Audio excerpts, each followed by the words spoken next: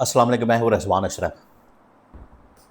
रज़ा डार case के हवाले से मज़ीद कुछ अपडेट्स सामने आई हैं और जिस तरीके से इस मामले को दबाने की कोशिश हो रही है और आखिरकार इनकी कोशिशें कुछ हद तक कामयाब नज़र आ रही हैं। ना सिर्फ इस केस को दबा दिया जाए बल्कि इसके नतीजे में जो खुरा और मामला जा रहा है मरीम नवाज़ की तरफ, पंजाब गवर्नमेंट की तरफ, या फिर मामला जा रहा है इसाक डार की तरफ, वहाँ पर जाने से भी रोका जाए, या अली डार की तरफ जो पंजाब गवर्नमेंट के अंदर इस वक्त एडवाइज़र के तौर पर काम कर रहे हैं, रज़ा डार का मामू और इसाक डार जो रज़ा डार का नाना है। अभी तक इसके अंदर क्या हुआ है, किस तरीके से इस मामले के ऊपर मिट्टी डालने की कोशिश की गई, इसके बारे में बहुत अहम तरीन मालूमात मेरे पास मौजूद है, वो आपके साथ में शेयर करता हूँ। नंबर 2, देवबंद मुक्तबा फ़िक्र से मुफ्ती आज़म मौलाना अल्लामा तकी उस्मानी, उनकी जानिब से क्रिप्टो करेंसी के मुतालिक एक बहुत बड़ा फतवा दिया गया। फतवा क्या है, उसके अंदर कितनी हकीकत है, उसके बारे में बहुत अहम तरीन मालूमात मेरे पास मौजूद है, आपके साथ में शेयर करता हूँ। नंबर 3,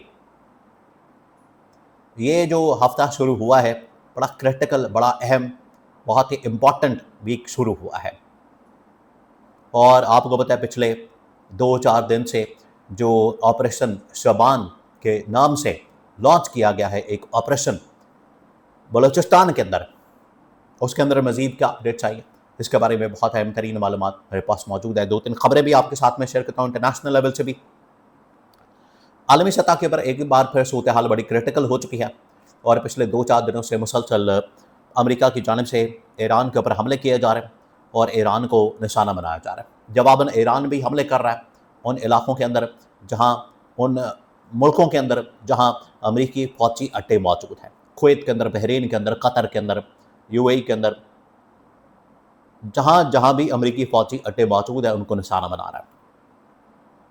तो ये जो एग्रीमेंट हुआ इनके दरमियान, एक पैचअप करवाया गया, अभी स्याही खुश्क नहीं हुई, इन्होंने इस माहदे को तोड़ दिया और ईरान ने पहले ही बता दिया था कि अमेरिका काबिल एतमाद नहीं और किसी वक्त भी ये माहदा तोड़ सकते हैं, इनकी जानिब से माहदा तोड़ा जा सकता है और ये हमला कर देंगे। लिहाजा इस चीज़ की गारंटी दी जाए कि अगर माहदा हो जाए ये लोग तोड़ेंगे नहीं, अगर माहदा हो जाए ये हमला नहीं करेंगे। लेकिन ये माहदा आखिरकार चंद दिन ही चला और उसके बाद अमेरिका ने माहदा तोड़ के हमला कर दिया। एक तरफ ये सूरत हाल है, दूसरी तरफ बलूचिस्तान के अंदर पाकिस्तान की फोर्सेस के ऊपर, फौज के ऊपर, एफसी के ऊपर, जवानों के ऊपर हमला किया गया और उसके नतीजे में फिर पाकिस्तान की जानिब से एक ऑपरेशन शबान के नाम से लॉन्च कर दिया गया। अब इसमें मज़ीद कार्रवाइयाँ हो रही हैं, मज़ीद वहाँ पर अटैक्स हो रहे हैं और इनको निशाना बनाया जा रहा है। इसी तरह से आपको पता है खैबर पख्तूनख्वा के अंदर पहले कई ऑपरेशन लॉन्च किए जा चुके हैं, ऑपरेशन ज़रब-ए-अज़्म, ऑपरेशन रद्दुल फसाद और अब ये ऑपरेशन शबान। लेकिन मैंने बार बार ये बात की अपने लास्ट व्लॉग्स के अंदर, जब से ये ऑपरेशन लॉन्च किया उस वक्त भी मैंने बात की, आज भी यही बात करूँगा कि पॉलिटिकली और मिलिटरीली जब तक एक हिकमत अमली नहीं अपनाई जाएगी उतनी देर तक पॉसिबल नहीं कि आप इन दहशतगर्दों का खात्मा कर सकें। अब आ जाए रज़ा डार के इसकी तरफ। रज़ा डार जो कि इसाक डार का नवासा, इसाक डार रज़ा डार का नाना और अली डार जो पंजाब गवर्नमेंट के अंदर मौजूद है बतौर एडवाइज़र, वो मामू रज़ा डार के। रज़ा डार का केस सामने आने के बाद इसके ऊपर मिट्टी डालने का, इसके ऊपर इसको अंडर द कार्पेट फेंकने का और इसको किसी तरह से लपेटने का, माइंड अप करने का इनकी जानिब से पूरा मंसूबा बनाया गया और सरतोड़ कोशिश की गई।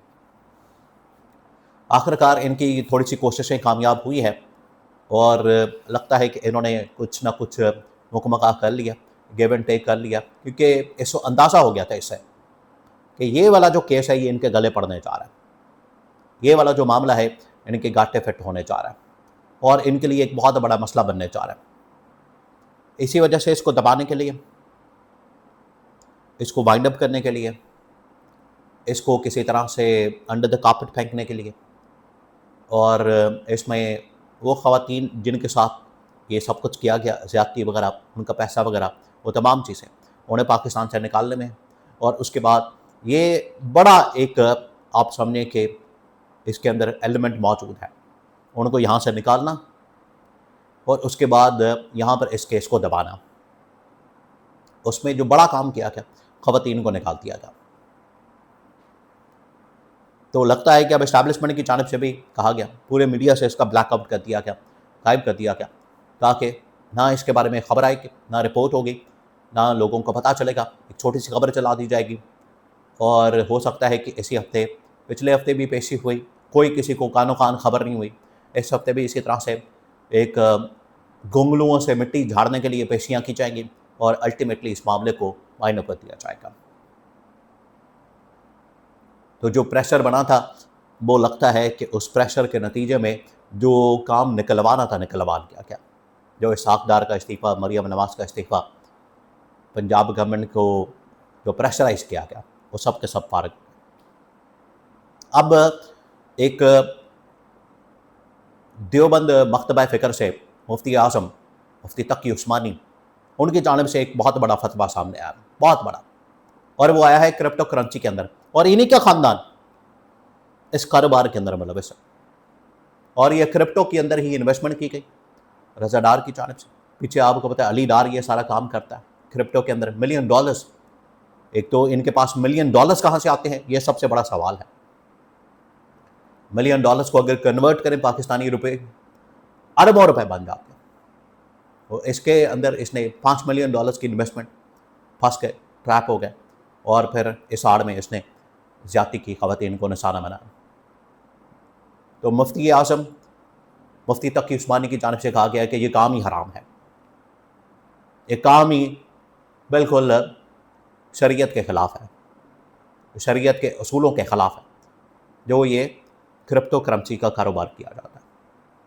उसकी लेन देन, उसकी ख़रीदो फ़रोख्त, उसकी ट्रेडिंग, कोई भी किसी किस्म की, उसको मुकम्मल तौर पर हराम करार दे दिया गया। तो ये इनसे बल्कि अब सवाल होना चाहिए, एक तो आप हराम काम कर रहे थे क्रिप्टो का, नंबर 1, नंबर 2, इसकी आड़ में फिर आपने यहाँ पर ख़वातीन को बुलाया और उनके साथ ये सारा मामला किया, अब इसको दबा रहे। तो ये पता नहीं अब फतवा कितनी देर जारी रहता है, कितनी देर तक टिकता है, इसका भी कोई पता नहीं। लेकिन इस केस के ऊपर कम अज़ कम इसका इम्पैक्ट ज़रूर होता नज़र आता है।